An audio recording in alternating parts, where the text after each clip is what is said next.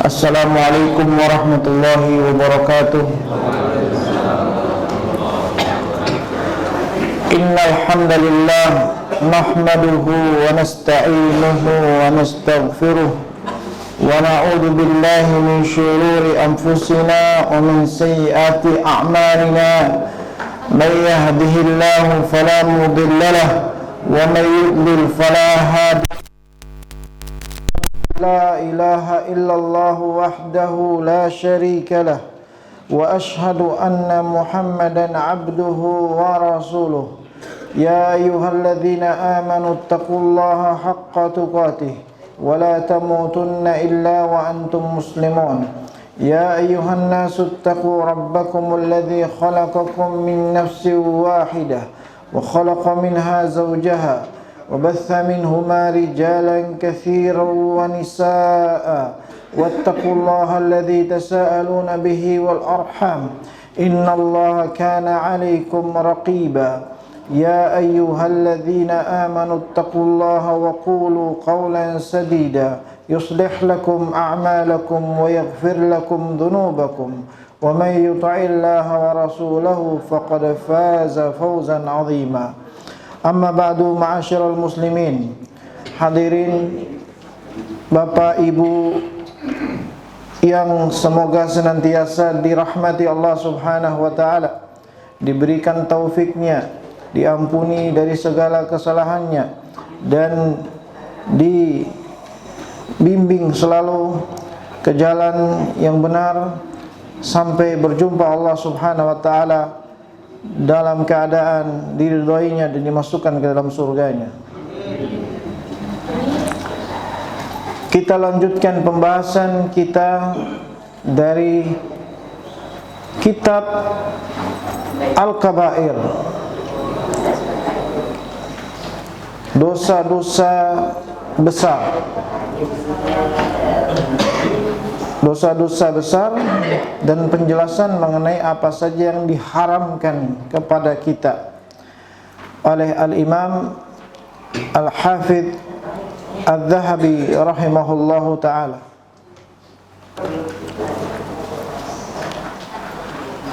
Telah kita ketahui bersama bahwa dosa besar adalah dosa-dosa yang terancam di dalam Al-Quran maupun hadis, terancam hukumannya di dunia maupun di akhirat. Setiap dosa yang disebutkan dalam Al-Quran dan hadis, yang di dunia dia terancam mendapatkan hukuman, maupun di akhirat dia terancam mendapatkan azab maupun laknat, maka ini termasuk dosa besar.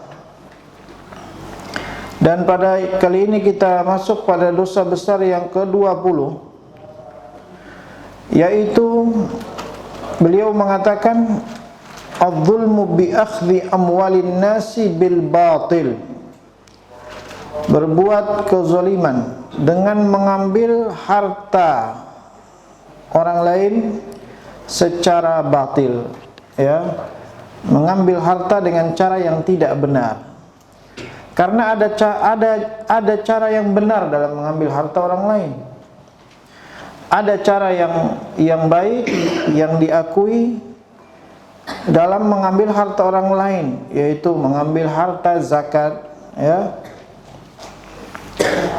Mengambil harta zakat itu cara yang baik, cara yang benar.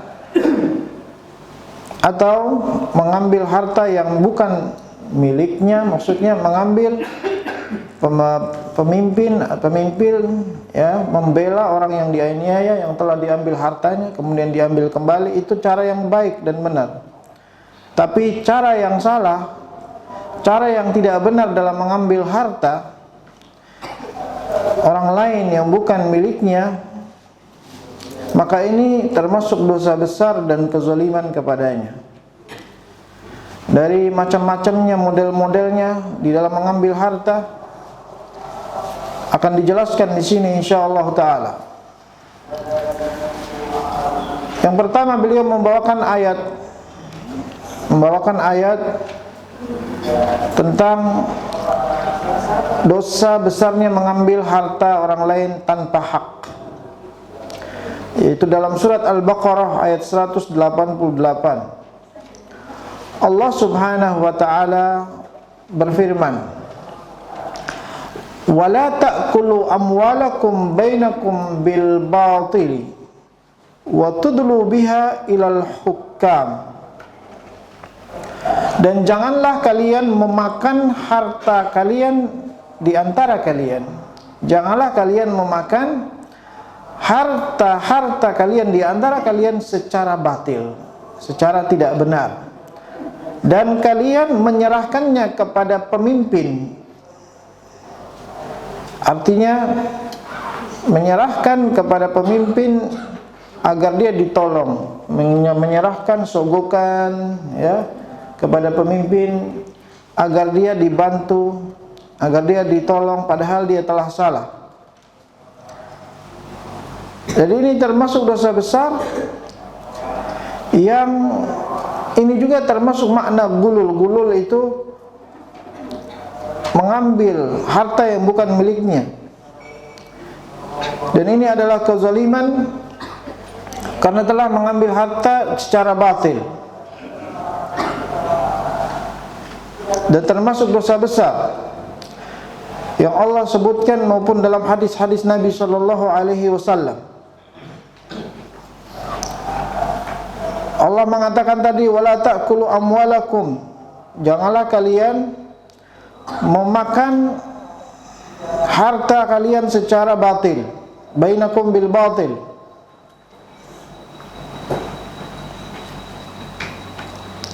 Ini yang harus diperhatikan oleh orang beriman.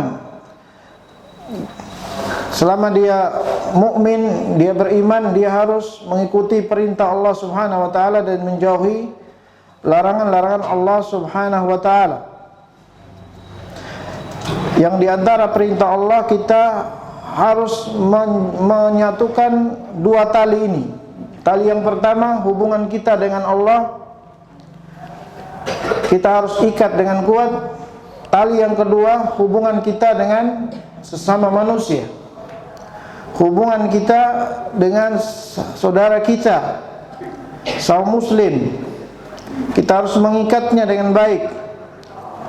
Jangan sampai kita memutus salah satu dari tali ini. Karena ini Allah Subhanahu wa taala perintahkan kita, hablum minallah wa hablun minan nas. Di antara yang memutus hablun minan nas, yang memutus tali hubungan persaudaraan, tali persatuan dengan muslim, adalah dengan dia mengambil haknya secara batil, mengambil hak orang lain. Ya. Wala ta'kulu amwalakum bil batil bainakum bil batil, janganlah kalian memakan harta kalian antara kalian dengan cara yang batil. Seperti wa tudlu biha ilal hukam, di antaranya kalian memberikan harta itu kepada hakim agar menjadi saksi yang tidak benar, ya, agar menjadi saksi yang tidak benar di dalam menolong kebatilan, kebohongannya, supaya dia bisa mendapatkan harta yang lebih banyak dari orang lain. Dia membayar harta yang sedikit kepada hakim, kepada pemimpin, kepada yang menjadi hakim. Dan hakim ini pun tatkala menerima harta tersebut, dia telah mengambil harta dengan cara yang batil. Termasuk juga dia terjatuh dalam dosa besar tatkala dia mengambil sogokan tersebut dengan cara yang batil. Jadi ayat ini bersifat umum, semua jenis mengambil harta orang lain dengan cara yang batil, ini adalah perbuatan dosa besar, seperti mencuri, ya, mencuri dengan jenis apapun mencuri itu, dan lainnya, memakan harta riba, dan seterusnya.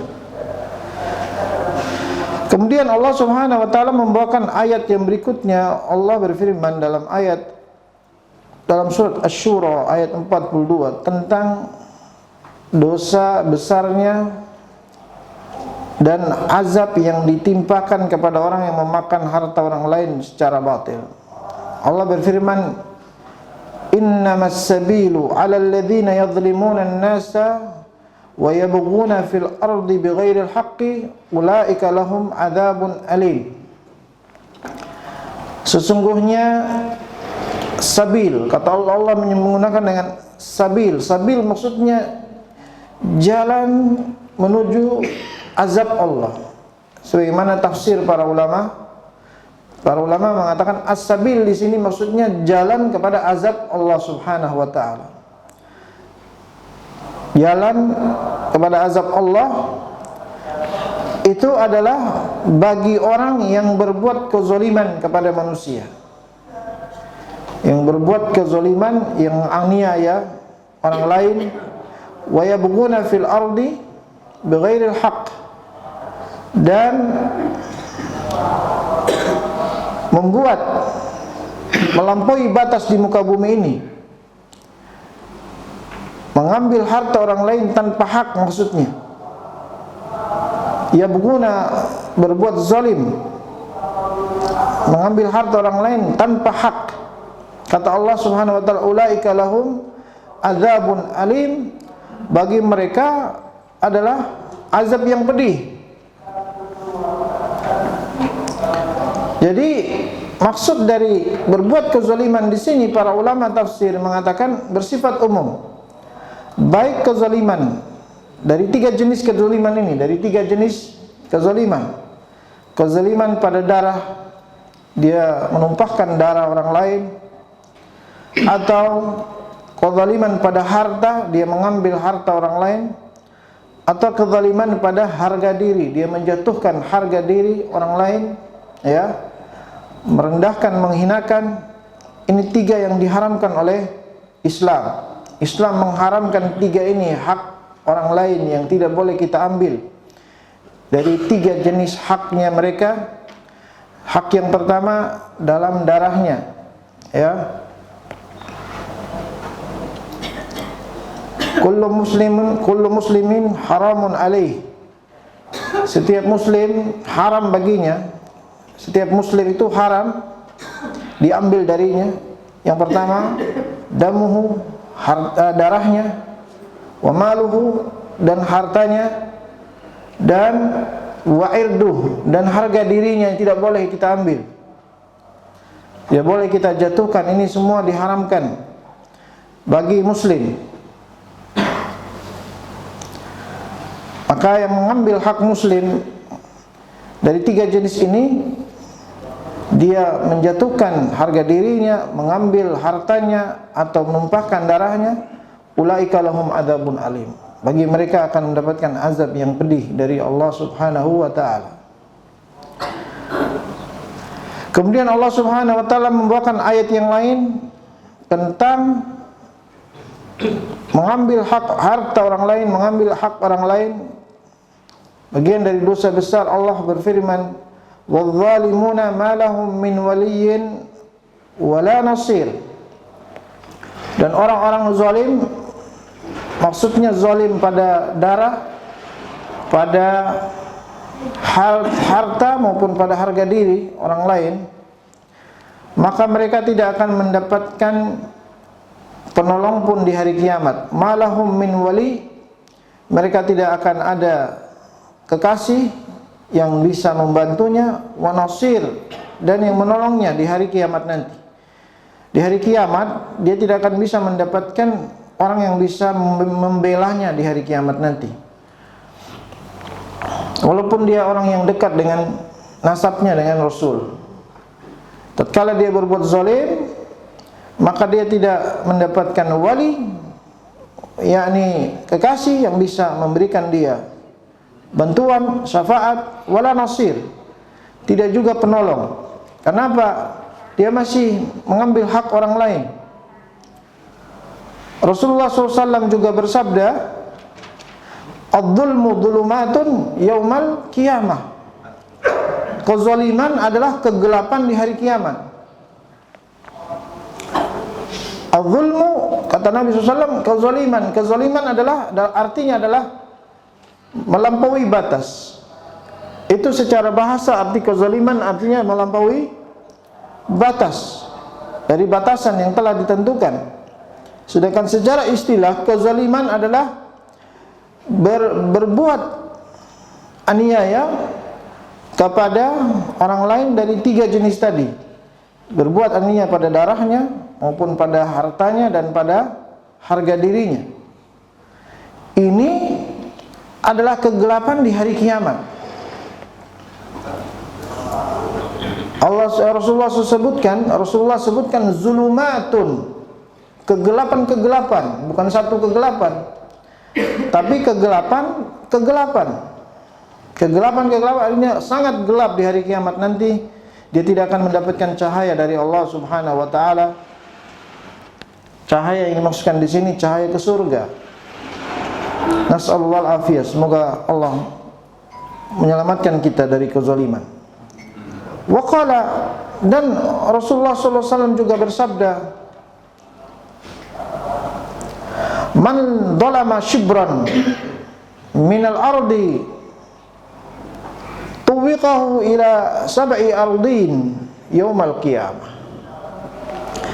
Barang siapa yang berbuat zalim dalam mengambil 1 jengkal dari tanah orang lain, maka dia akan digantungkan dengan tanah yang diambil tersebut, dikalungkan. Maka dia akan dikalungkan dengan tanah tersebut yang dilipat gandakan tanah itu menjadi 7 bumi. Dijadikan 7 bumi, digantung di lehernya. Ila 7 ardin. Bayangkan hukumannya sangat berat. Orang yang mengambil sedikit saja dari tanah orang lain, ya, dia tidak serius. Kalau dia serius mengukurnya terus dia salah, itu dimaafkan oleh Allah Subhanahu wa taala. Dia serius mengukur tanah ini, tapi dia salah, keliru, ini dimaafkan. Tapi kalau dia sengaja memang mengambil, dilebihkan 1 meter, seterusnya, ini kezaliman yang memang dia akan mendapatkan ancaman dari Allah Subhanahu wa taala. Man dhalama shibran minal ard, siapa yang mengambil 1 jengkal tanah, dia akan digantungkan dengan 7 bumi. 7 bumi, bayangkan, bukan 1 bumi, 7 bumi digantungkan di lehernya di hari kiamat nanti.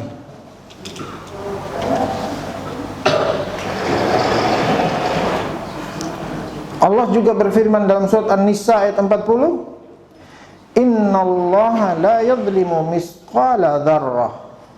Sesungguhnya Allah Subhanahu wa taala tidak pernah berbuat zalim, tidak akan berbuat zalim walaupun hanya seberat debu. Artinya Allah tidak di akhirat nanti tidak akan menghukum lebih dari apa yang telah ditentukan, yang telah dilakukan. Allah Subhanahu wa taala menghukum dengan hukuman-hukuman tersebut sesuai dengan kadar dosa yang dilakukan oleh hamba-hambanya. Ya, kenapa dia mendapatkan azab, mendapatkan hukuman? Karena dosanya. Karena Allah Subhanahu wa taala tidak disifati dengan kekurangan apapun, apalagi aib. Allah tidak disifati dengan aib, dengan kekurangan, dengan sifat buruk, tidak. Kezaliman adalah bagian dari sifat keburukan. Ya. Dan Allah menafikan dari dirinya kezaliman. Allah berlepas diri dari kezaliman. Allah tidak akan berbuat zalim. Namun manusia yang berbuat zalim, sehingga dia diberikan hukuman oleh Allah Subhanahu wa taala. Innallaha la yadhlimu misqala dzarrah. Sungguh Allah Subhanahu wa taala tidak akan berbuat zalim walaupun hanya seberat debu. Wa in taku hasanatan yudha'ifha, dan jika seorang berbuat satu kebaikan, dia berbuat kebaikan, Allah Subhanahu wa taala akan lipat gandakan pahalanya. wa yu'ti min ladunhu ajran 'azima, dan Allah Subhanahu wa taala akan berikan baginya dari sisinya untuknya pahala yang besar. Ini yang menjadi sifat Allah. Allah itu dalam kebaikan Allah lipat gandakan. Dalam amalan baik Allah malah balas dengan pahala yang berlipat ganda. Tapi dalam keburukan Allah tidak membalasnya kecuali sesuai dengan keburukan tersebut yang dilakukannya. Satu dosa Allah balas dengan satu hukuman. Tapi kalau satu kebaikan, satu amalan soleh, Allah balas dengan berlipat ganda. Ini diantara rahmat Allah Subhanahu wa taala kepada hambanya. Kemudian Al-Imam Az-Zahabi rahimahullah membawakan hadis-hadis yang mengancam perbuatan zalim dalam harta, ya, dan lainnya. Yaitu hadis yang sahih. Hadis ini dihasankan oleh Albani dan lainnya, bahwa Rasulullah sallallahu alaihi wasallam bersabda, "Ad-dawawin yaumal qiyamah thalathah, la yaghfirullah, diwanun la yaghfirullah, wa diwanun la yatrukullah, wa diwanun la ya'bahullahu bih." Ada 3 dewan yang tidak akan ada 3 dewan pada hari kiamat nanti. Dawawin. Yang dimaksud dengan dewan di sini ruang lingkup. Ruang lingkup 3 ini yang pada hari kiamat yang kita akan dapati. Nih, nanti di hari kiamat ini ada 3 pembagian. Ini ruang lingkup yang Allah akan minta pertanggungjawaban kepada manusia. Ruang lingkup yang pertama, diwanun la yaghfirullah. Ruang lingkup yang Allah tidak akan ampuni dia. Allah tidak akan ampuni dia. Yang dia diwan yang kedua, ruang lingkup yang kedua, wa diwanun la yatrukuhullah. Diwan yang Allah Subhanahu wa taala tidak akan membiarkannya dia begitu saja. Harus dia diminta pertanggungjawaban. Ya, dia harus memberikan alasan apa yang membuat sebab dia melakukan ini dan itu. Yang ketiga, diwanun la ya'bahullahu bih. Ruang lingkup yang Allah tidak pedulikan dia. Ya.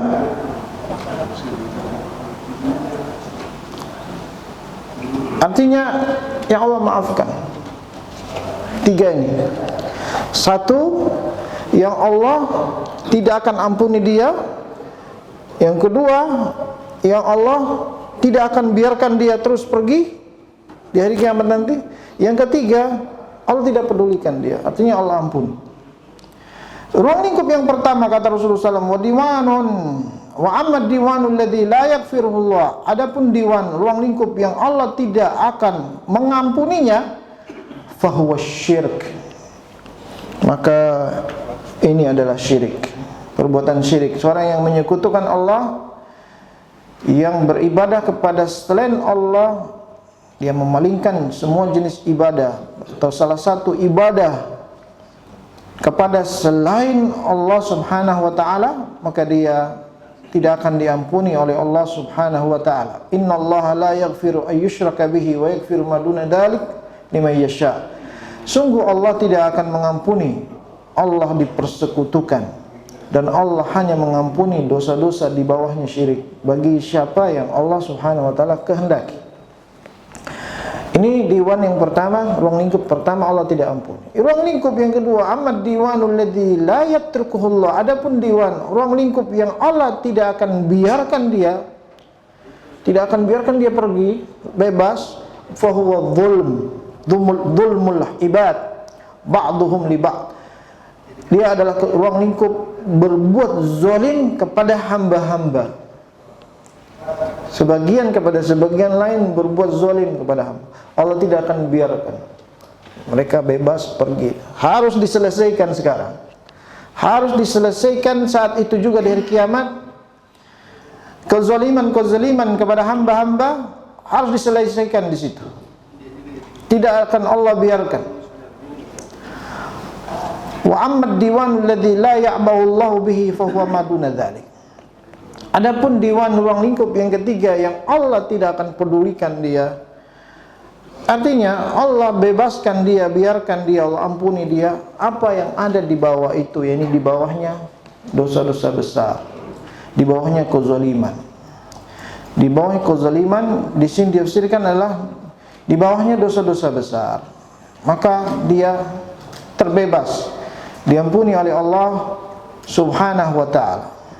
Jadi di sini menunjukkan bahwa besarnya berbuat zalim. Sehingga Rasulullah SAW menyebutkan dewan yang tidak dibiarkan Allah itu kezaliman. Beliau tidak menyebutkan az-dzunub, maksiat-maksiat. Beliau tidak menyebutkan itu. Walaupun maksiat itu termasuk dosa yang terancam, tapi beliau sebutkan zulmul ibad, berbuat zalim kepada hamba-hamba.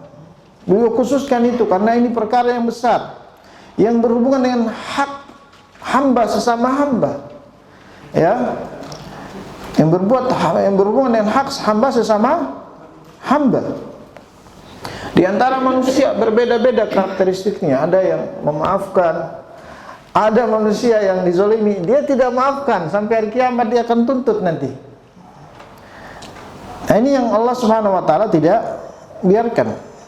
Oleh karena itu, salah satu syarat taubat jika berhubungan dengan hak manusia, 4 syarat. 4 syarat taubat. Apabila dia berbuat zalim kepada orang lain, mengambil harta, mengambil hak harga diri orang lain, 4 syarat. Yang pertama, dia wajib meninggalkan zalim tersebut. Dia bertaubat. Syarat taubat yang pertama, dia tinggalkan dosa itu. Syarat taubat yang kedua, dia menyesali perbuatan dosa itu. Syarat taubat yang ketiga, dia bertekad bulat tidak akan kembali ke perbuatan dosa tersebut. Syarat yang keempat yang berhubungan dengan hamba, dia meminta dihalalkan, ya, atas perbuatan zalimnya. Menyampaikan kepada orangnya, jangan dia diam, oh sudah cukup bertobat kepada Allah, insyaallah Allah Maha Pengampun.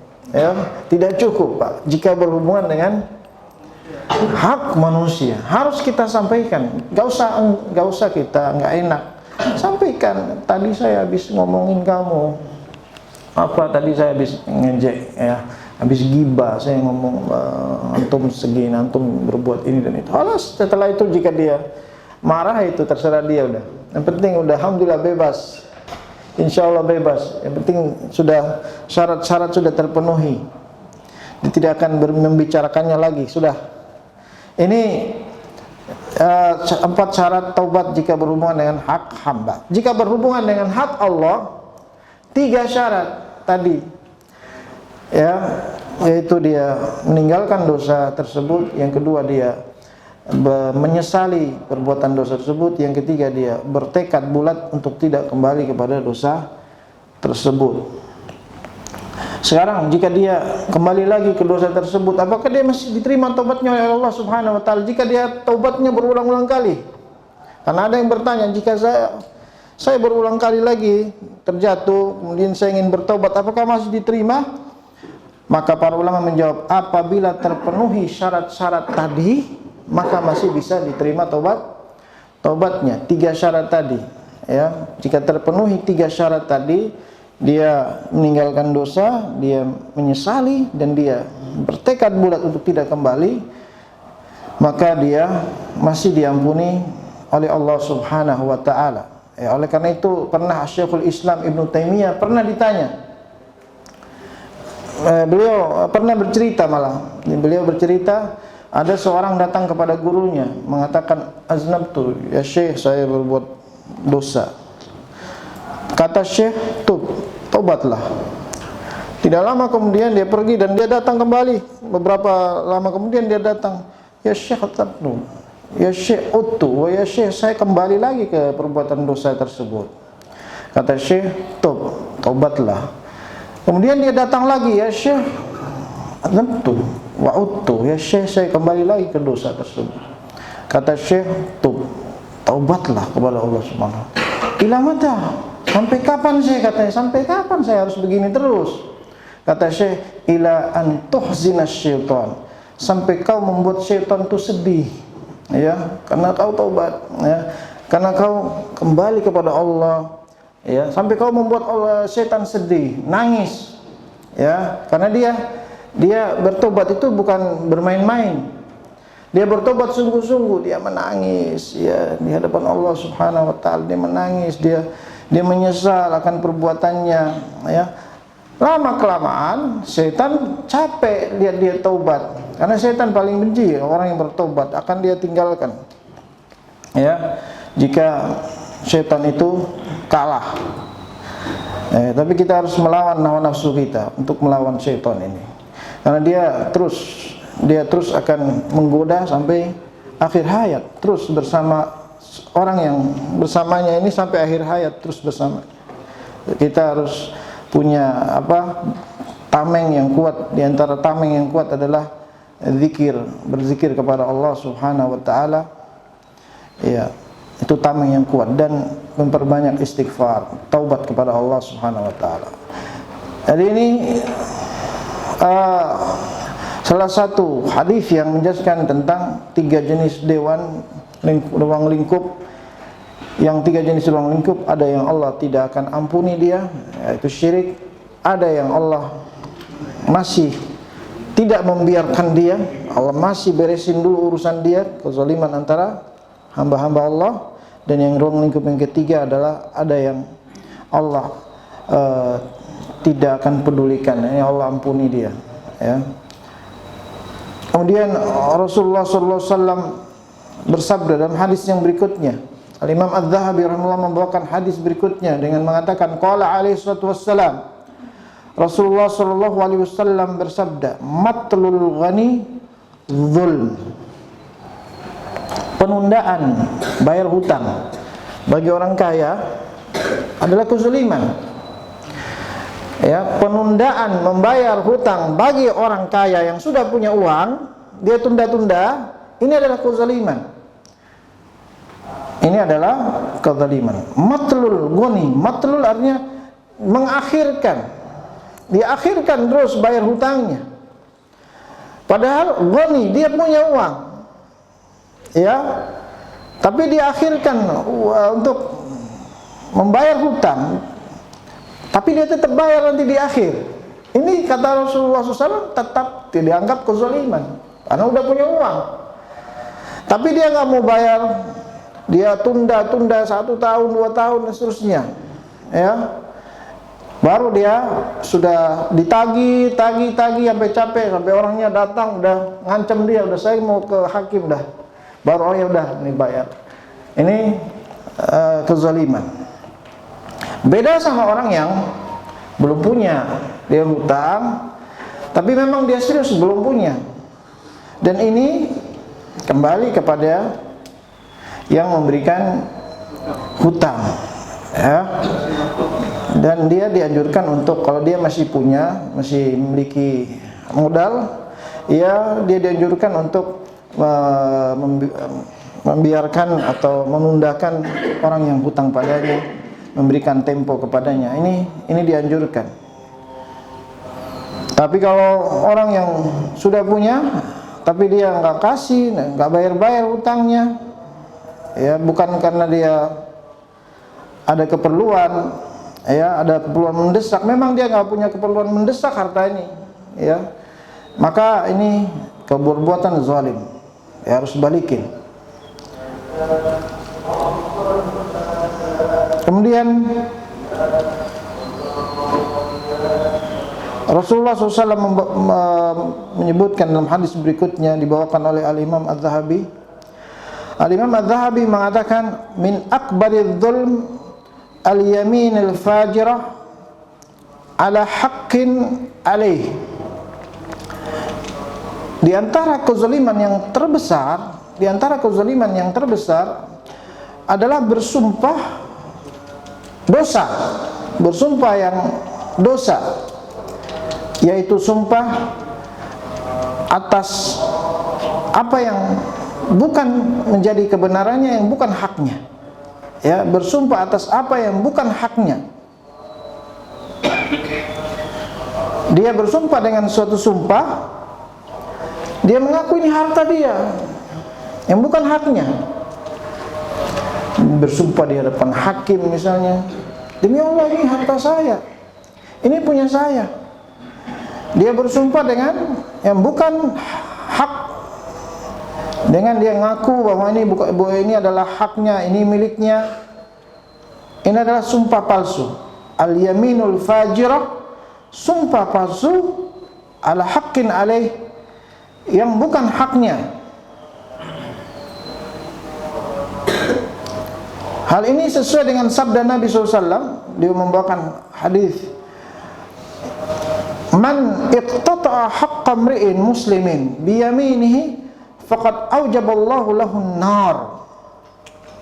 Barang siapa yang memutuskan hak seorang muslim, ya, dia menghalangi dari hak orang muslim yang bukan miliknya, dia memutuskan hak itu dengan sumpahnya, maka sungguh dia akan sudah mengharuskan baginya masuk neraka. Maka sungguh sudah mengharuskan baginya masuk ke dalam neraka. Ya.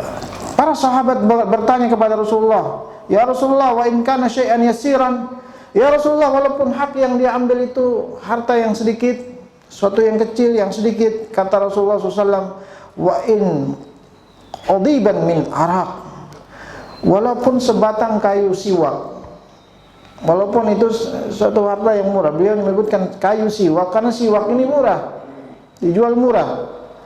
Walaupun hanya sebatang kayu siwak, dia mengaku ini miliknya, padahal bukan miliknya. Dia bersumpah ini miliknya. Ini juga terancam dalam hadis tersebut. Ya. Maka sumpah palsu ini suatu dosa, kezaliman yang terbesar, karena dia berbuat dua dosa di sini. Yang pertama, dia sudah bersumpah tapi dia berbohong. Yang kedua, dia mengambil harta orang lain, hak orang lain. Maka dia mendapatkan dua dosa. Dan Rasulullah SAW tidak mengkhususkan pada harta-harta yang mahal, ya, tidak mengkhususkan pada harta yang hitungannya jutaan, ratusan juta, miliaran, tidak. Walaupun harta itu kecil, ya, hanya 1.000 rupiah, ini termasuk dalam ancaman. Wa in kana qadiban min arak, walaupun harta itu siwak, ya, siwak itu dijual ya 2.000, 3.000, dapat di siwak di sana. Rasulullah SAW juga bersabda dalam hadis yang lain, man ista'malnahu ala amalin fakatamna mihyatan fama fawqahu kana bululan ya'ti bihi yaumal qiyamah. Barang siapa yang kami berikan dia tugas pekerjaan, ya, kemudian dia fakatamna mihyatan fama fawqahu ma kana gululan ya'ti bihi yaumal qiyamah, tapi dia mengambil sedikit dari apa yang diamanahkan kepadanya, ya, mengambil sedikit, walaupun itu hanya sepotong kain yang diambil, ya, dia ngambil tanpa hak, dengan zalim, maka dia akan datang pada hari kiamat dengan membawa barang tersebut. Ya, dia membawa barang tersebut nanti pada hari kiamat. Ya, ini kezaliman dalam mengkhianati amanah yang diberikan kepadanya, mengkhianati amanah. Tatkala dia diberikan amanah dalam pekerjaannya, dalam tugasnya, tapi dia mengambil sedikit dari apa yang telah diamanahkannya, maka hari kiamat dia akan membawanya, kata Rasulullah SAW. Hadis ini hadis sahih riwayat Imam Muslim, riwayat Muslim dalam sahihnya. Ya, Rasulullah SAW selalu membawakan di sini contoh supaya kita jangan menganggap enteng sesuatu yang kecil. Dia mengatakan mikhiyaton, walaupun itu suatu kain kecil, benang jahitan kecil, ya, yang dia ambil, maka dia akan bawa nanti pada hari kiamat.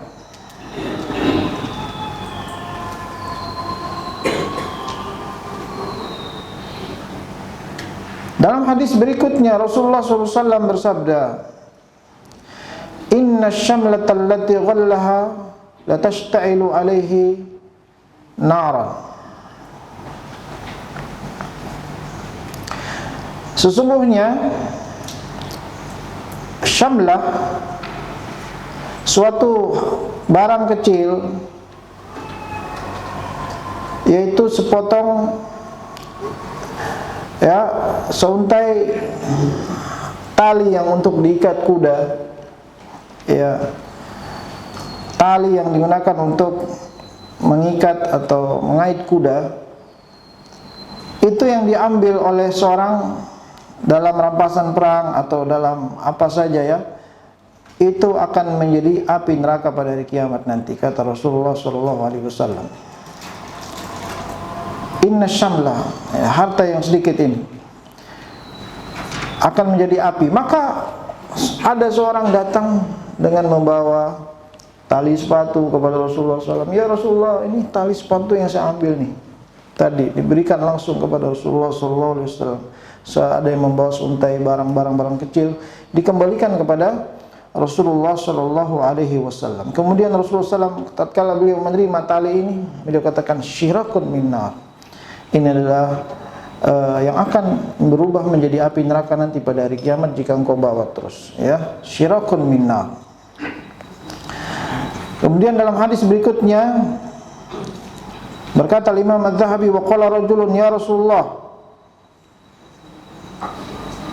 inni qutiltu sabiran muhtasiban muqbilan ghairu mudbir, atukaffiru anni khataya? Qala na'am illa ad-dain. Rawahu Muslim. Ya Rasulullah, kalau saya nanti berperang, berjihad, kemudian saya dibunuh, dan saya tatkala berperang saya bersabar, ya, tidak mundur, terus maju, setelah itu saya dibunuh, bagaimana? Apakah saya mati syahid ya Rasulullah SAW dan akan diampuni dosa-dosanya oleh Allah Subhanahu wa Ta'ala seluruhnya? Kata Rasulullah, na'am, iya. Illa, kecuali, ya, apa kecualinya? Ad-dain, hutang, kata Rasulullah. Hutang belum beres, semua dosa diampuni. Orang berjihad ini amalan yang mulia, akan diampuni semua dosa. Tapi urusan hutang belum selesai. Kata Rasulullah SAW, iya benar, illa ad-dain, kecuali hutang. Itu belum selesai. Ini karena apa?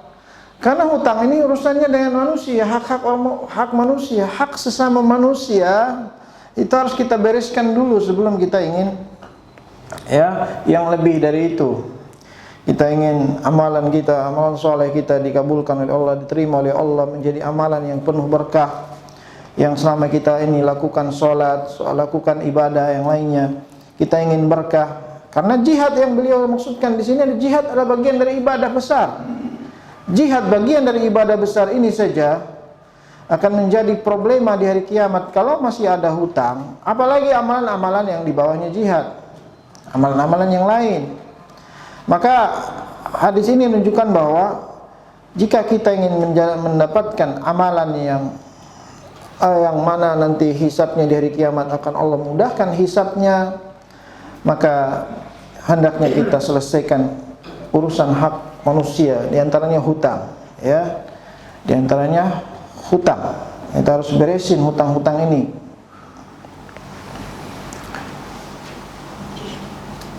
Kemudian hadis yang berikutnya, Rasulullah SAW bersabda, inna rijalan yatakhawaduna fi malillahi bighairi haqqin falahumun naru yawmal qiyamah. Sungguh ada di antara orang-orang yang tidak mempedulikan dalam malillah, harta Allah, yang tidak mempedulikan dalam harta Allah. Kenapa disebutkan harta Allah padahal harta ini milik orang lain? Padahal harta ini milik orang. Karena asal harta yang diambil adalah itu asalnya adalah milik Allah Subhanahu wa taala yang Allah titipkan padanya. Ya. Inna rijalan yatakhawaduna fi malillah bighairi haqqin. Sungguh di antara manusia ada orang-orang yang tidak mempedulikan terhadap harta Allah tanpa hak. Ya. Harta Allah tanpa hak.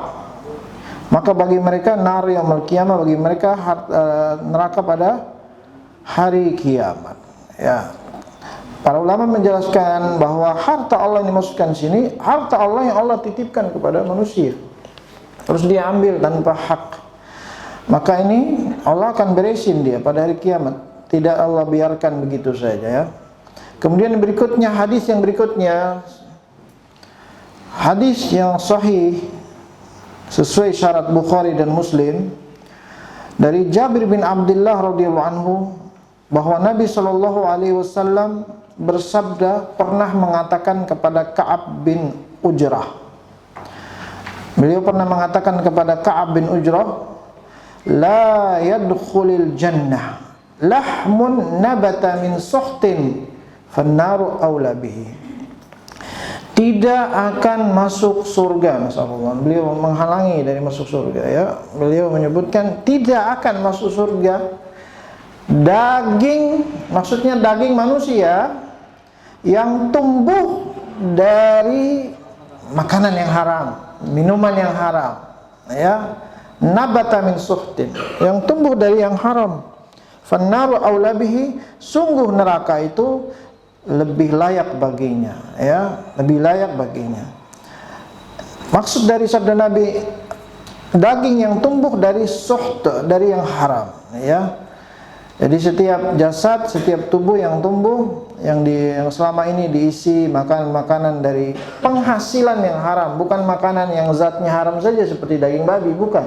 Tapi makanan dan minuman yang dihasilkan dari harta yang haram, ini juga termasuk daging yang tumbuh dari apa yang haram, yang diharamkan oleh Allah Subhanahu wa taala. Ini dia masih dihalangi masuk surga. Maksudnya dia masih masuk neraka, dicuci di neraka, ya, dibakar di neraka sampai habis, sampai benar-benar bersih. Itu semua kezaliman bersih, ya, sampai dia menjadi arang kemudian masuk surga.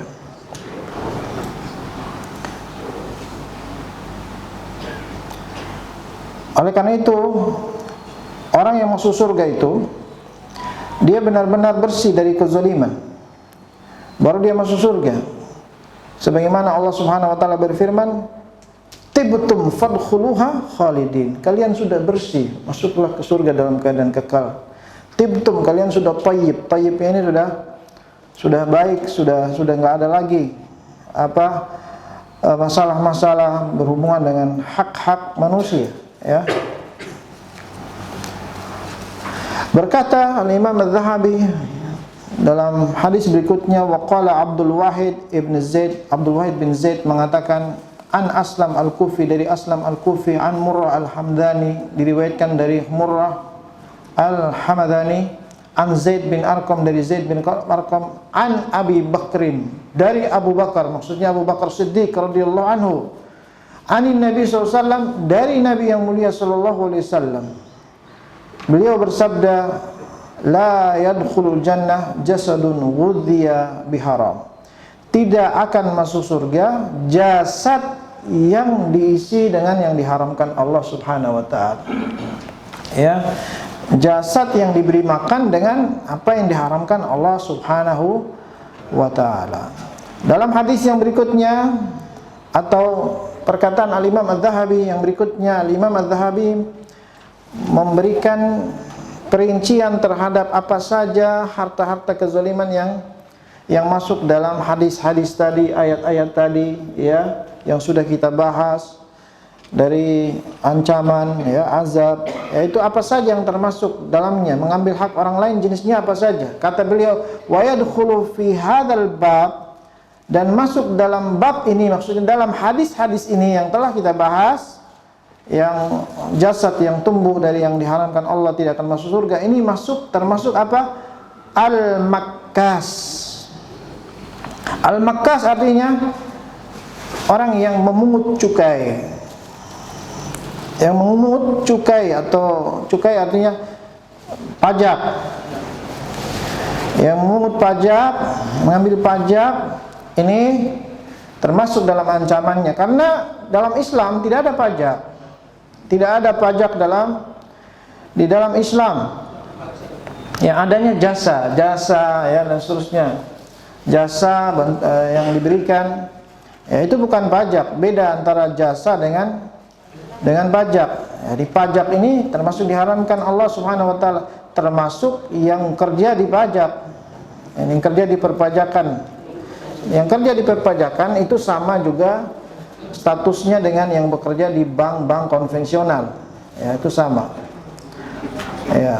Juga beliau memperinci di antara yang lainnya waqati'ut thariq, yang memutus jalan.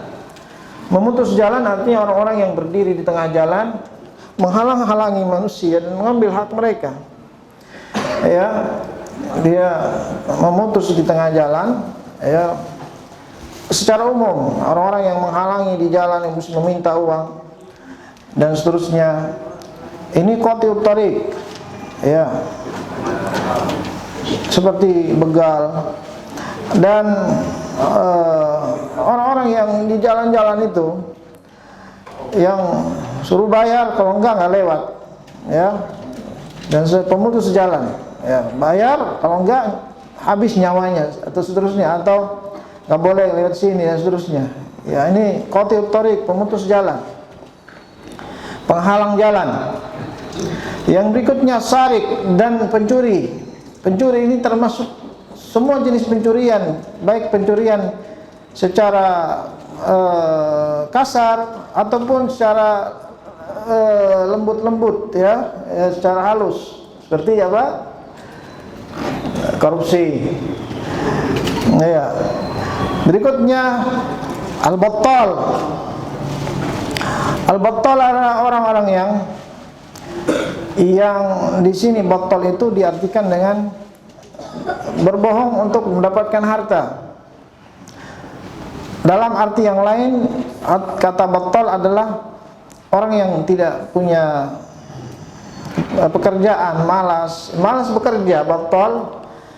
Dia nganggur tapi sibuknya minta-minta kepada orang lain, ngambil harta orang lain. Ini battal, ya. Dia menganggur, tidak mau bekerja, tapi sibuk, ya, mengambil harta orang lain, ya, merepotkan orang lain dan seterusnya.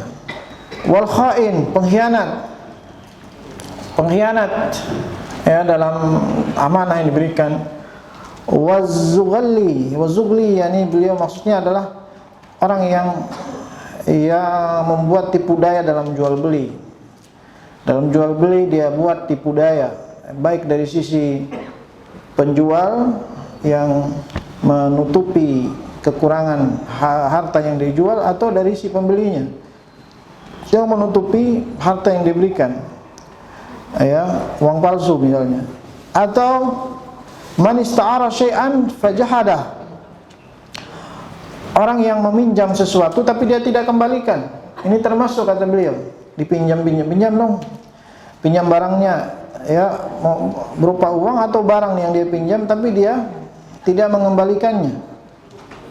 Atau termasuk juga man taffafa minal wazan wal kail, orang yang mengurang-urangi wazan dan kilo, ya, timbangan dia kurang-kurangi, ya, dijual beras terus dia setel ini timbangannya, ya, di setel supaya kurang dari apa yang ini termasuk dalam surat Al-Mutaffifin, kan kita tahu itu ayat celakaan bagi wailul lil mutaffifin, celaka bagi orang-orang yang mengurang-urangi timbangan. Ya, baik dari sisi penjual maupun pembeli. Dari sisi penjual dikurang-kurangi, sisi pembeli dilebih-lebihkan. Ya. Wa min altaqata malan falam yu'arrifhu, dilebih-lebihkan tanpa izin pemiliknya. Kalau pemiliknya ridho nggak apa-apa, pemiliknya ya udah nggak apa-apa ya. Tapi kalau dilebih-lebihkan tanpa izin, nah ini yang dilarang. Man iltaqata malan falam yu'arrifhu, termasuk juga di sini kata Imam, orang yang menemukan harta di jalan tapi dia tidak mengembalikan kepada, atau dia tidak mencari tahu pemiliknya. Ya, kalau ada harta di jalan, zaman salaf itu, kalau mereka melihat di jalan raya ada uang, mereka diam, mereka biarkan mereka berlalu pergi karena takut terjadi fitnah. Ya, kalau dia ambil harta di jalan atau di masjid yang ketinggalan dan seterusnya, dia tidak berikan kepada yang bertugas di situ. Ya, nanti ada yang punya dibalikin, dia ambil, ini termasuk. Wa man ba'a syai'an fihi aibin faqattah, termasuk orang yang menjual barang di dalamnya ada aib, ada kurang, ada cacat di barangnya, atau buah, dia tumpuk buah tapi di bawahnya yang buah-buah yang udah rusak, di atasnya buah yang bagus, atau dia memberikan warna yang bagus, atau dijual ikan yang sudah dipoles diberikan, ini semua termasuk gish. Wal muqamir, termasuk penjudi, orang yang bermain judi, ya. Ini semua termasuk, ya. Dan lainnya. Nah, ini sudah, wallahu a'lam. Jadi selesai kita pembahasan dari kezaliman dalam mengambil hak orang lain dan ancamannya. Ini semua hadis-hadis, ayat-ayat dan hadis-hadis yang dibawakan ini, kesimpulannya bahwa perbuatan mengambil hak orang lain, mengambil harta orang lain termasuk dosa besar yang sangat serius, yang hendaknya kita berhati-hati. Ya, Islam itu mencakup seluruhnya. Islam bukan hanya label, bukan hanya nama, bukan hanya ucapan, tapi harus kita berakhlak, ya, berbudi pekerti, muslim yang baik, dengan baik dalam akidah, dalam ibadah, dan dalam urusan bersama manusia. Kita benar-benar harus berbaik, berbuat baik. Inilah yang Allah perintahkan kepada kita untuk masuk ke dalam Islam secara keseluruhan. Ya ayyuhalladzina amanu udkhulu fis-silmi kafah. Wahai orang-orang beriman, kata Allah, panggil orang beriman kita semua. Udkhulu fis-silmi, masuklah ke dalam Islam, kata Allah. Kok kita udah Islam, tapi Allah masih suruh masuk ke dalam Islam. Bagaimana maksudnya? Kafah, secara keseluruhan. Artinya masuklah ke dalam ajaran Islam secara keseluruhan. Ya, kita harus mengikuti adab-adab Islam, ya, secara keseluruhan agar kita mendapatkan keberuntungan. Wallahu a'lam. Barangkali ada yang ditanyakan sebelum masuk syuruk. Ini udah deket syuruk, bahkan udah syuruk. Ya, sekarang Mbak. Assalamualaikum Ustaz. Terima kasih atas ilmunya. Sama-sama Pak.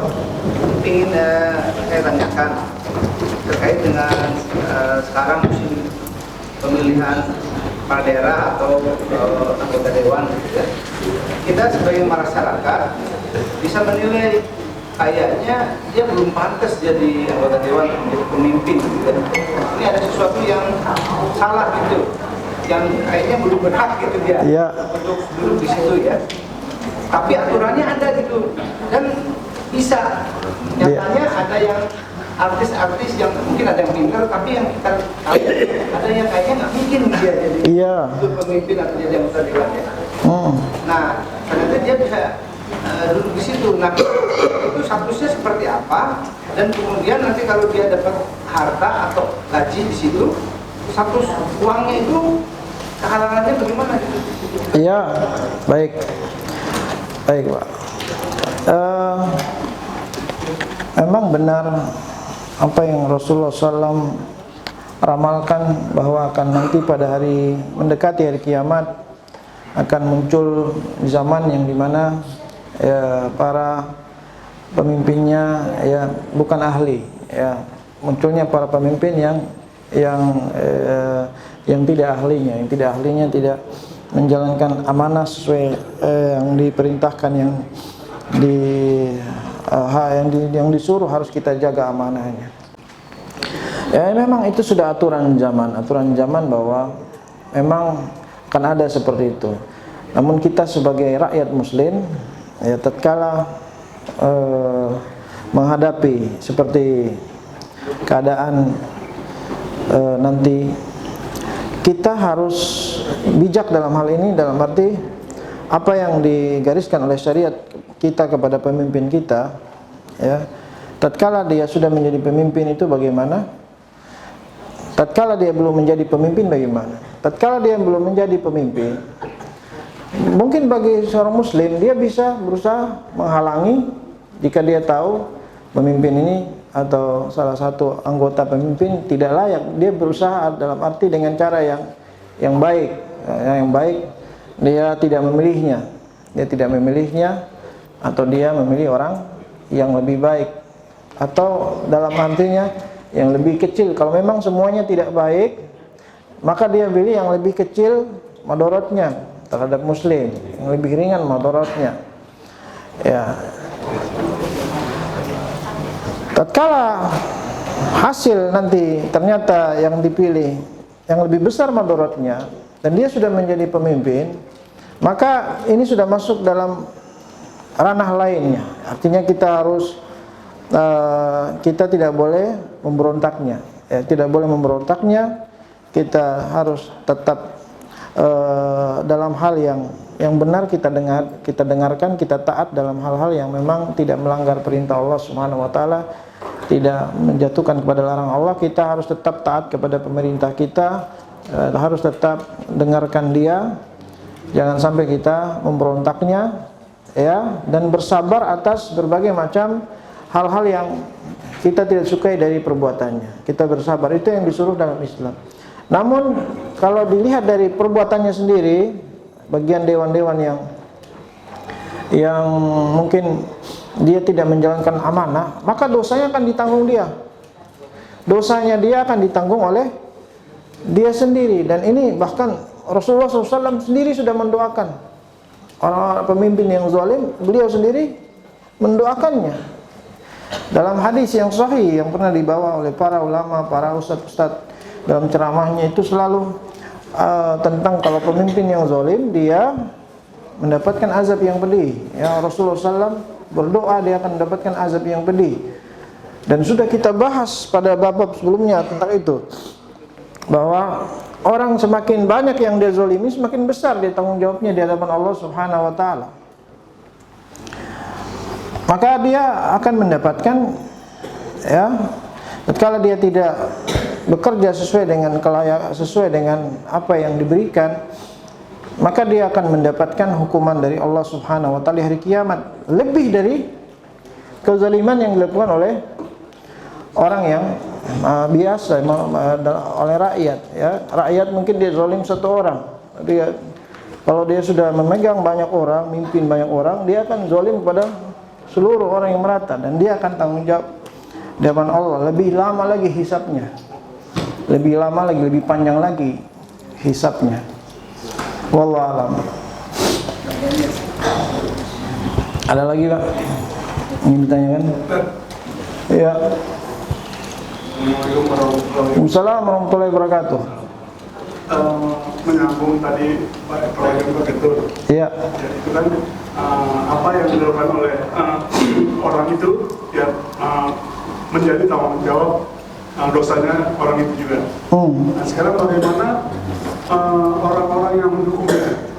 Padahal orang itu tahu bahwa itu pemimpin tidak layak ya. Iya. Kekanak-kanakan atau dia. Iya. Terus sebagainya lah ya. Iya. Bagaimana orang-orang yang mendukungnya? Iya. Baik. Ya, kita harus tahu bahwa orang yang mendukungnya itu ada dua keadaan. Yang pertama, dia tertipu dengan basicnya. Oh, ini cerdas. Orangnya cerdas, pintar, ya. Iya, casingnya pintar gini, bagus. Dia pikir ini akan membawakan hasil yang positif kepada rakyat. Dia pilih, ternyata hasilnya kebalik. Insya Allah dimaafkan, dia keliru. dia keliru. Tapi keadaan yang kedua, orang yang tahu, dia tahu ini, wah ini lebih buruk ternyata daripada yang ini, lebih buruk daripada yang si A, lebih buruk dari si B.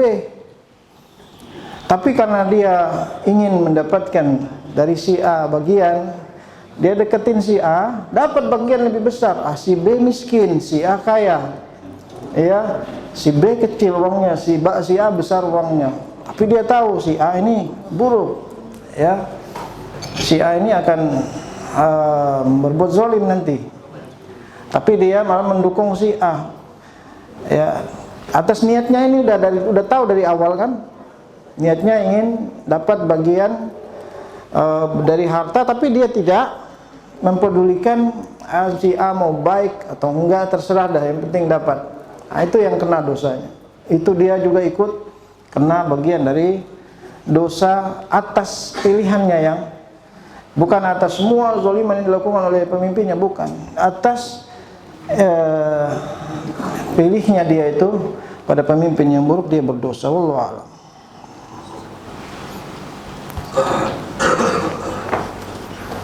Ya. Sudah Pak? Cukup ya, insyaallah.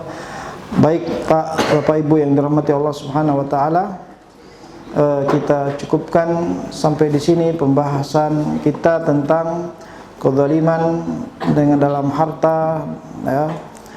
Mudah-mudahan bermanfaat. Wallahu a'lam bishawab. Kita tutup kajian ini dengan kafaratul majlis. Subhanakallahumma bihamdik, asyhadu an la ilaha illa anta, astaghfiruka wa atubu ilaik. Wassalamualaikum warahmatullahi wabarakatuh.